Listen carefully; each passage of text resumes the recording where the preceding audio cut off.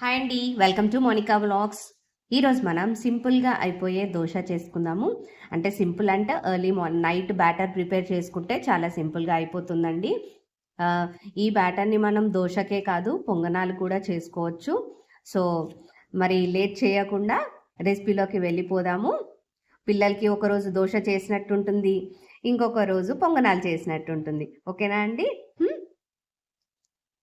ముందుగా దీంట్లోకి ఒక గ్లాస్ లేదా ఒక కప్పు మినప్పప్పు తీసుకోవాలి. అది క్లిప్పింగ్ మర్చిపోయానండి నేను రికార్డ్ చేయడము. 3 గ్లాసులు బియ్యం తీసుకోవాలి. రేషన్ బియ్యం అయితే ఇంకా బాగుంటుంది దోశల్లోకి. అలాగే ఇందులోకి ఒక 1 టీ స్పూన్ అలా శనగపప్పు, అలాగే ఇందులో ఒక హాఫ్ టీ స్పూన్ మెంతులు వేయండి. ఇవన్నీ వేసి ఒకసారి మంచిగా ఒక 2-3 సార్లు బాగా కడిగేసి వీటిని మంచిగా నానబెట్టేసేయండి. కనీసం ఒక 5 to 6 అవర్స్ అన్న నానబెట్టేసుకొని మెత్తటి పేస్ట్ లాగా చేసుకోవాలి. ఓకేనా అండి? 5 to 6 అవర్స్ అలా నానబెట్టాక మొత్తం నానబెట్టిన బియ్యంని అలా మినపప్పును మొత్తం నానబెట్టేసాం కదా, దాన్ని ఇలా పేస్ట్ చేసుకోవాలి. మెత్తగా పేస్ట్ చేసుకోండి. మంచిగా ఈ బ్యాటర్ ఇలా ఉండాలి. ఓకేనా అండి? కాస్త గట్టిగా ఉన్నా పర్వాలేదు, మనం వాటర్ మార్నింగ్ యాడ్ చేసుకుంటాం కాబట్టి. ఇప్పుడు దీన్ని ఫెర్మెంటేషన్ లాగా ఓవర్ నైట్ పెట్టేసుకుందాం, సరిపోతుంది. ఇక చూడండి, నైట్ అంతా పులిసాక ఎలా అయిపోయిందో. ఫెర్మెంటేషన్ అయితే మంచిగా ఇదిగో ఇలా కనిపిస్తుంది. ఇప్పుడు దీన్ని ఒకసారి మంచిగా కలుపుకొని కావలసినంత సాల్ట్ వేసుకొని కలుపుకుందాము. ఒకవేళ దోశ పిండి ఎక్కువ అనిపిస్తే ముందే కాస్త తీసి పక్కకు పెట్టేసుకోండి. సాల్ట్ కలిపాక మనం దాంతో ఇంకో టిఫిన్ కూడా చేసుకోవచ్చు. చూడండి, నేను ఒకసారి ఇలా కలిపేశాక ఇందులోకి నేనైతే ఇప్పుడు ఒక 1 టీ స్పూన్ అలా సాల్ట్ వేస్తున్నాను. మీరైతే మీ రుచికి సరిపడా యాడ్ చేసేయండి. వేసి కలిపేసేసుకొని పిండి ఎక్కువ అవుతుంది అనిపిస్తే మాత్రం ముందే కాస్త పక్కకు తీసి పెట్టుకోండి. నేను కాస్త పిండిని పక్కకు తీసేసుకొని మిగతా పిండిలోకి వాటర్ పోసేసి, నాకు కావాల్సింది ఈ కన్సిస్టెన్సీ, సో నేను ఈ కన్సిస్టెన్సీ లాగా వాటర్ పోసేసుకొని కలిపేసుకొని పక్కకు పెట్టుకున్నాను. ఇంకా వీటిని మనం దోశలు వేసుకోవడమే. ఓకేనా అండి? సో ఫస్ట్ మనం ఇక్కడ ఒకటి దోశ పాన్ పెట్టుకోవాలి. ఇది బాగా హీట్ అవ్వాలండి. ఇది వేడైందా కాలేదా అనడానికి మీరు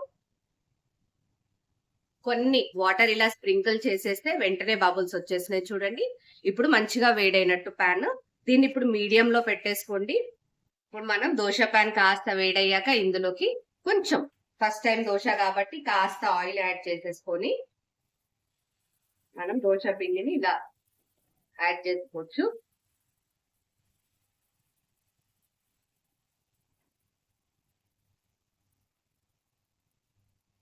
కార్నర్స్ కి కాస్త ఆయిల్ అలా చుట్టూరా కొంచెం ఆయిల్ అప్లై చేసేయండి, అంతే. ఎక్కువ ఏం అవసరం లేదు, డ్రాప్స్ లాగా చేస్తే సరిపోతుంది. ఇప్పుడు ఇదంతా మంచిగా కాలాలి. మనకి సైడ్స్ కి కాలుతున్నట్టు కనిపిస్తూ ఉంటది.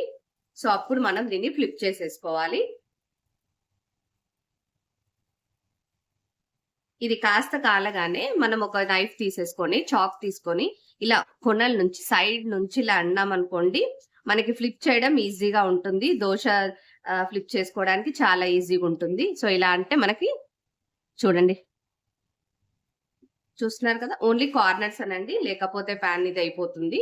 సో ఇలా అనేసుకొని దీన్ని నెమ్మదిగా మనం ఫ్లిప్ చేసుకుందాము. ఇలా దీన్ని స్లోగా ఫ్లిప్ చేసుకోవాలి.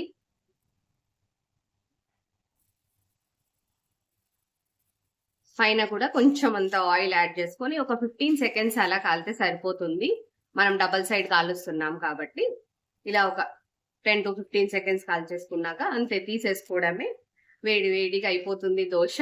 దీన్ని పల్లి చట్నీ తోటి కానీ, టమాటా పప్పు తోటి కానీ, ఏ పచ్చడి ఉన్నా దోశ అనేది ఈజీగా వెళ్ళిపోతుందండి. దేంట్లోకైనా మంచిగా సెట్ అయిపోతుంది. సో చూస్తున్నారు కదండి, ఇలా ఇలా మంచిగా కాలాలి. సో ఇప్పుడు మనం నెక్స్ట్ దోశ యాడ్ చేసుకుందాము. కొంచెం ఆయిల్ యాడ్ చేసుకొని సేమ్ ఒక 2-3 దోశలు అయితే కాస్త ఆయిల్ యాడ్ చేసుకోండి.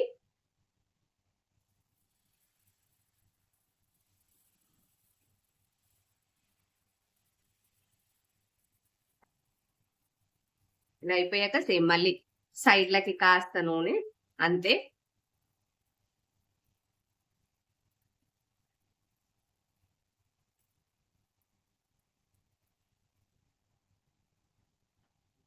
సేమ్ ఇలా మళ్ళీ సైడ్కి అలా తీసేసుకొని ఫ్లిప్ చేసుకోవడమే, అంతే.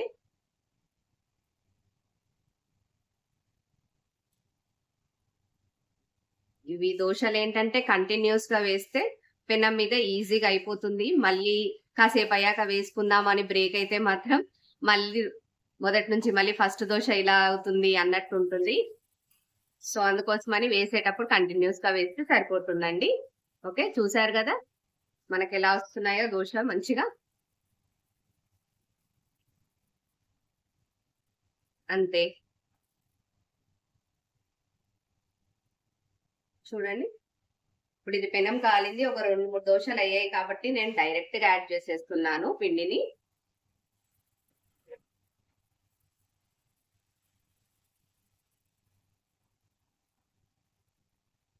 కానీ దీనికి సైడ్స్ కి మాత్రం ఆయిల్ యాడ్ చేయండి మీరు. ఓకే,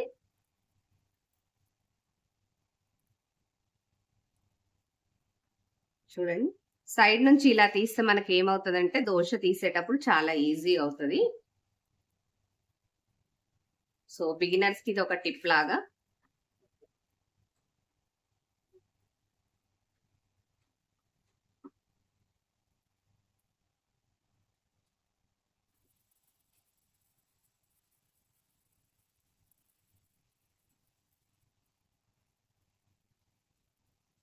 చూడండి, ఆయిల్ లేకపోయినా కానీ ఎంత బాగా కాలిందో చూస్తున్నారు కదా.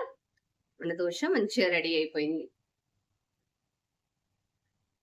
ఎప్పుడైనా నెక్స్ట్ దోశ వేసేటప్పుడు ఏమన్నా ఇలా ఉంటే తీసేసుకోండి వెంటనే.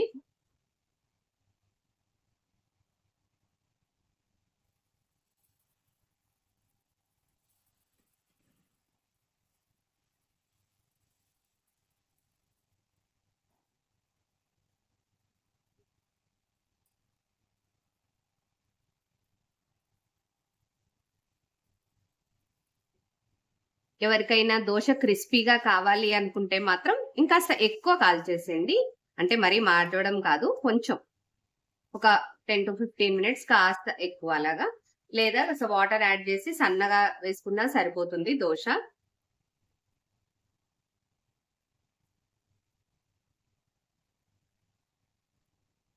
మరి నా వీడియో మీకు నచ్చిందనే అనుకుంటున్నానండి. నచ్చితే మాత్రం తప్పకుండా నా వీడియోని ఒకసారి లైక్ చేయండి, షేర్ చేయండి. నా ఛానల్ని కూడా సబ్స్క్రైబ్ చేసుకోండి. నాకు కాస్త అది బూస్ట్ లాగా ఉంటుంది. ఓకేనా అండి? మళ్ళీ నెక్స్ట్ వీడియోలో మళ్ళీ కలుద్దాము. Okay, thank you for watching. See you in the next video.